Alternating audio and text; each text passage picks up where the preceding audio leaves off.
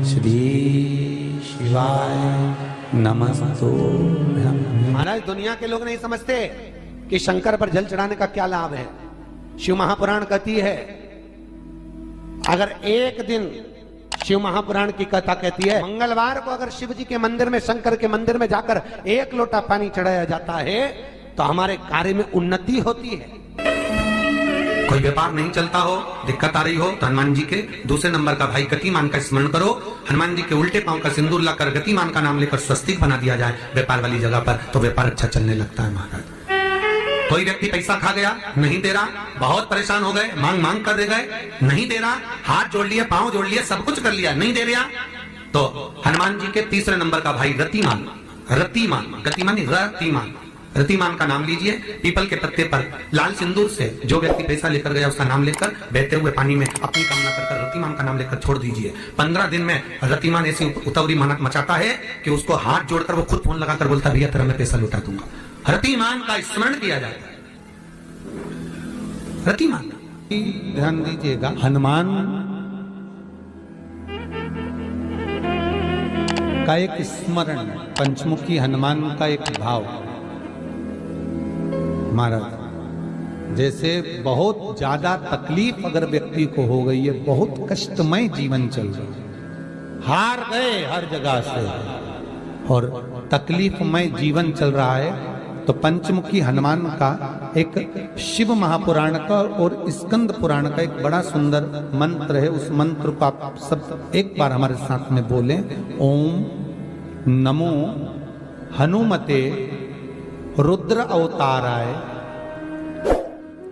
सर्व शत्रु संहारणाय सर्व रोग हराय सर्व वशीकरणाय रामदूताय स्वाहा।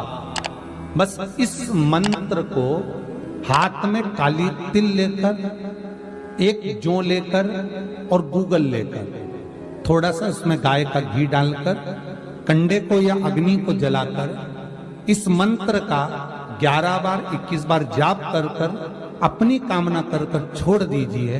कैसा भी रोग हो, बीमारी हो, कष्ट हो, दुख हो, तकलीफ हो, 21 दिन के अंदर वो आनंद आना प्रारंभ कर देता है। इस मंत्र, स्कंद पुराण का, शिव महापुराण का ये मंत्र मूल पंचमुखी हनुमान सुख देंगे। और एक और चीज याद रखिए महाराज, यदि कोई काम के लिए जा रहे हो, कोई व्यापार के लिए जा रहे हो या नौकरी करने के लिए जा रहे हो और लगी नहीं रही, बहुत तकलीफ पा रहे हो, सर्विस ही नहीं लग रही, बहुत कष्टमय हो गया, तो निवेदन करूंगा 5 पीपल के पत्ते पर बेसन के 5 लड्डू घर में बने हुए, गाय के घी के 5 लड्डू रख लो। उस लड्डू के बीचों बीच एक आटे का दिया और उसमें तिल्ली का तेल डालकर इसी मंत्र का प्रयोग कर कर पंचमुखी हनुमान का किसी भी हनुमान के मंदिर में जाकर, दक्षिण मुखी हनुमान के मंदिर में जाकर उसको रख कर आ जाइए। इसके बाद आप उस काम के लिए जाइए, आपका काम सफल हो जाएगा। आपको किसी को नहीं कहना पड़ेगा कि हाथ जोड़ना नहीं पड़ेगा, किसी के पांव नहीं पड़ना पड़ेंगे, तुरंत काम होगा। बस इस मंत्र का स्मरण कर कर पंचमुखी हनुमान का भूतेश्वर जो मंत्र है वो सुख देने वाला। पूरे घर में वास्तु के हिसाब से केवल एक दीवार ऐसी होती है जहां पर हनुमान जी का चित्र लगाया जाए।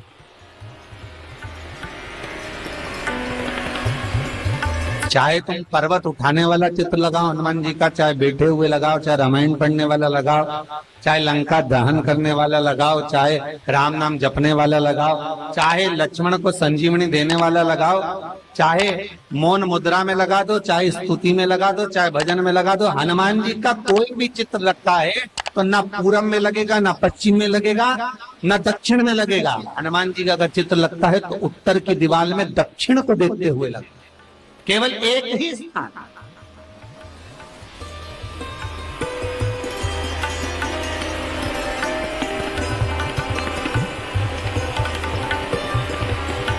जैसे पूर्वजों के चित्र को, पितरों के चित्र को, गए हुए हमारे जीवों के चित्र को दक्षिण में विराजमान किया जाता है, उसी तरह हनुमान को उत्तर में विराजमान कर कर दृष्टि दक्षिण में कर दी।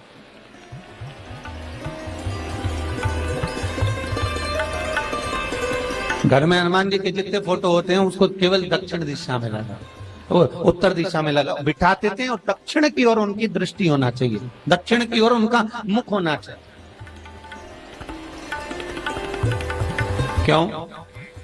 महाराज, अगर व्यक्ति के जीवन में कोई बीमारी आने वाली है, व्यक्ति के जीवन में कोई रोग आने वाला है, व्यक्ति के जीवन में अगर कोई कष्ट आने वाला है, व्यक्ति के जीवन में अगर कोई परेशानी आने वाली है, व्यक्ति के जीवन में कोई एक्सीडेंट का योग भी बनने वाला है, तो शास्त्र कहता है वो दिशा दक्षिण से ही बनता है।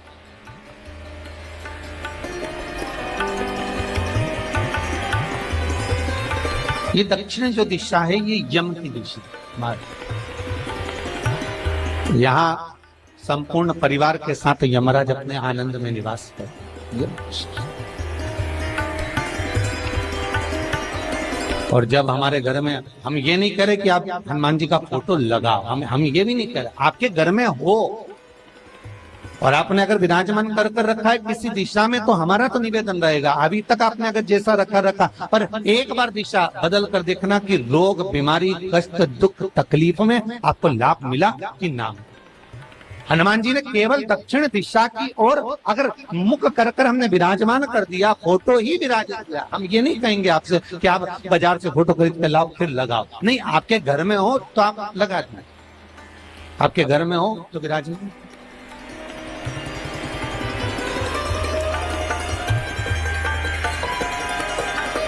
अच्छा, कितनी विपरीतता है वो भी आप जरा जानिएगा महाराज, कि शंकर भगवान के ऊपर जो जल चढ़ाया जाता है उसकी जलाधारी उत्तर में जाती है महाराज।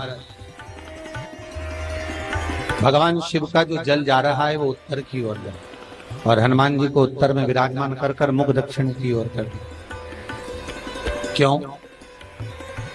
प्रबल दिशाओं में उत्तर और दक्षिण महाराज, ये जो दो दिशाएं, इनको साधने के लिए कोई देवता आगे नहीं।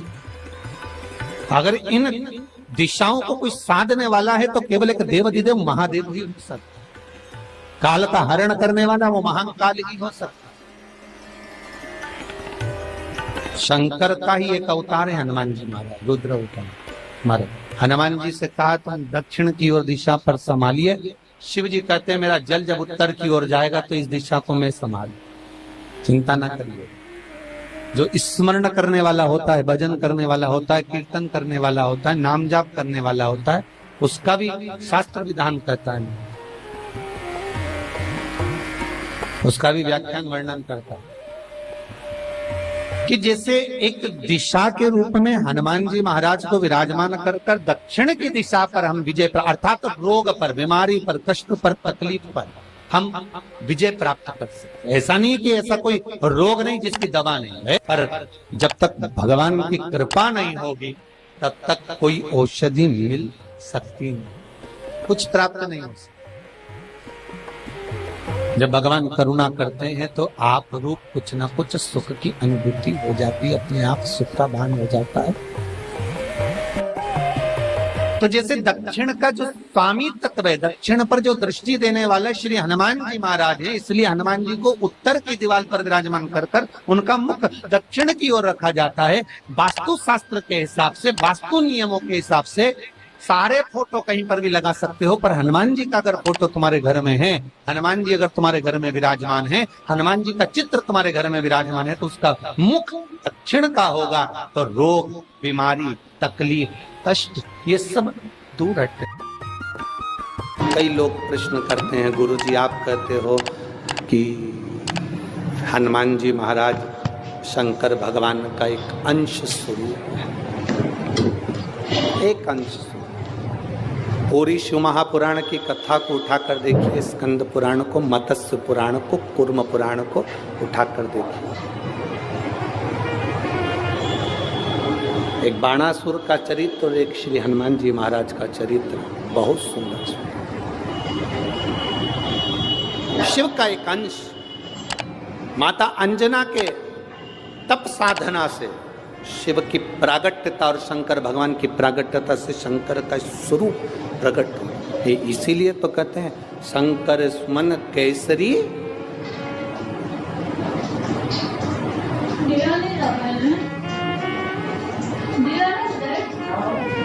शिव का एक स्वरूप है हनुमान जी। हम तो हमेशा कहते हैं अगर आप हनुमान जी का भी दर्शन कर रहे हैं तो ये अंदाजा लगा कर रखें कि आप शंकर का दर्शन कर रहे हैं। आप शंकर का दर्शन कर रहे हैं तो ये अंदाजा लगा कर रखें कि आप हनुमान जी का दर्शन कर रहे हैं। सब एक, कोई भेद नहीं, सब एक, कोई भेद नहीं। देवताओं, आप एक बेलपत्र,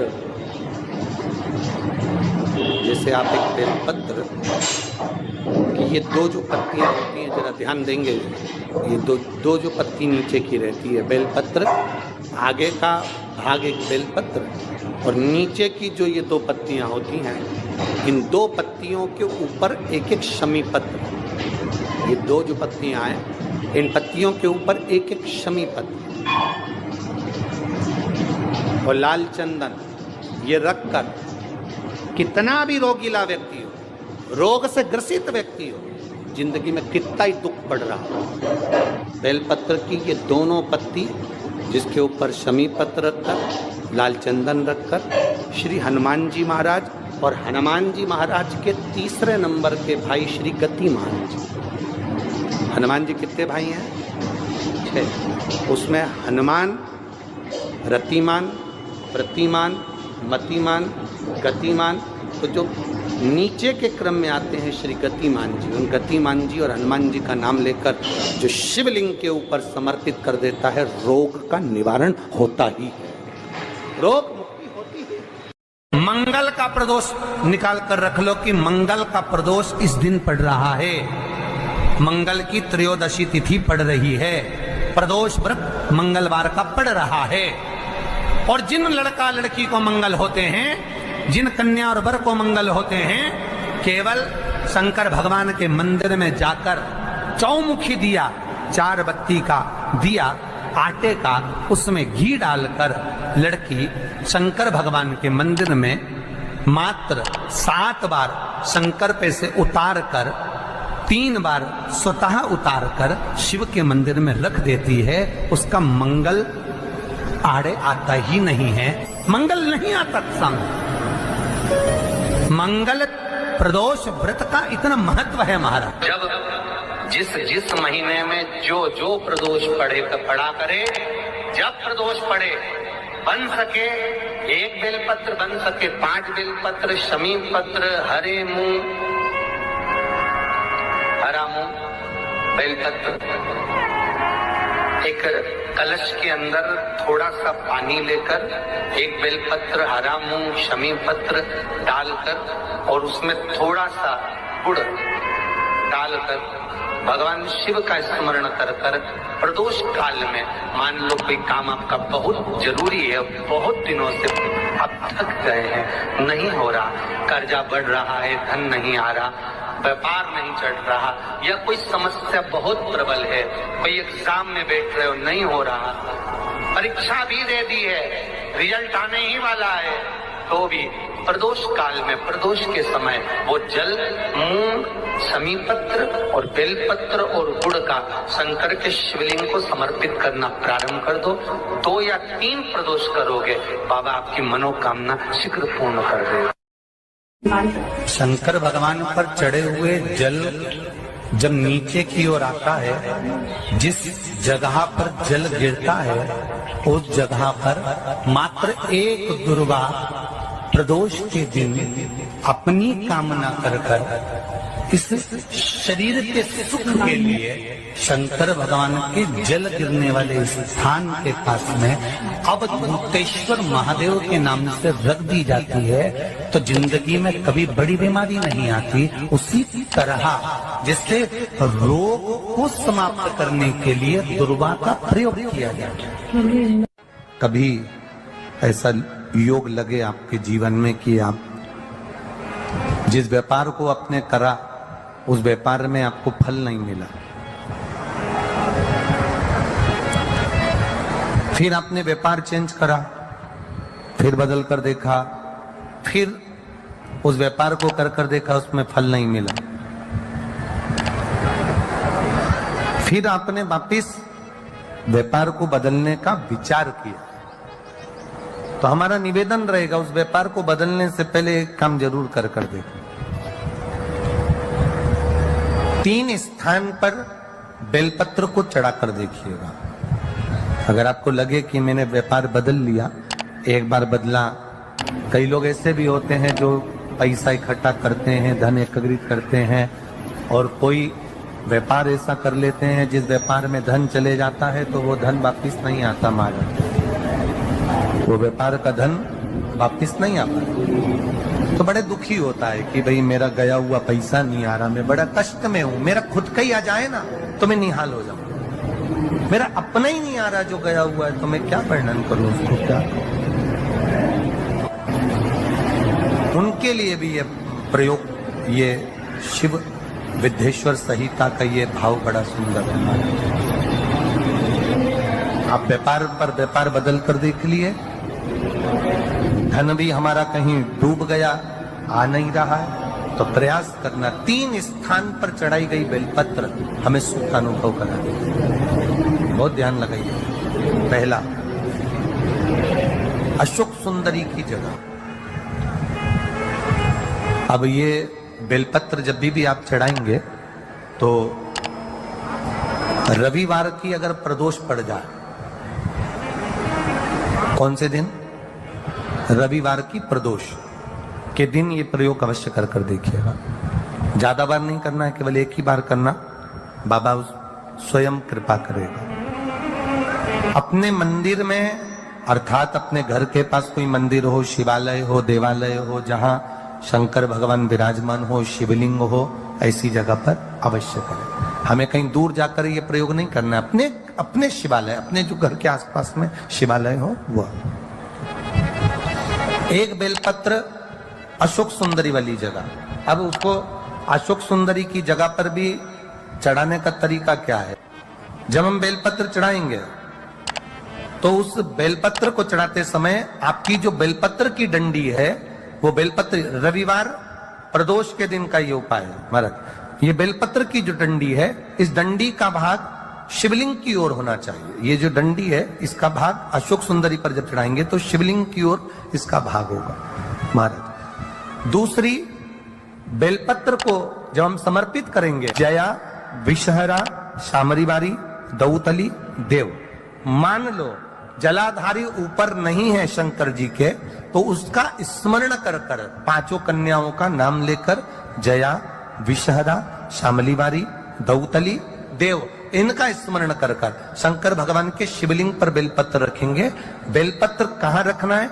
आप अगर यहां बैठे हो तो आपके विपरीत में डंडी का मुख होना चाहिए। ये बेलपत्र की जो डंडी है, इसका मुख आपके विपरीत में हो। आप यहां बैठे हो तो डंडी उधर होगी, आप इधर बैठे हो तो डंडी का मुख इधर होगा, आप उधर बैठे हो तो डंडी का मुख इधर होगा। आपके ठीक विपरीत की ओर डंडी का मुख हो।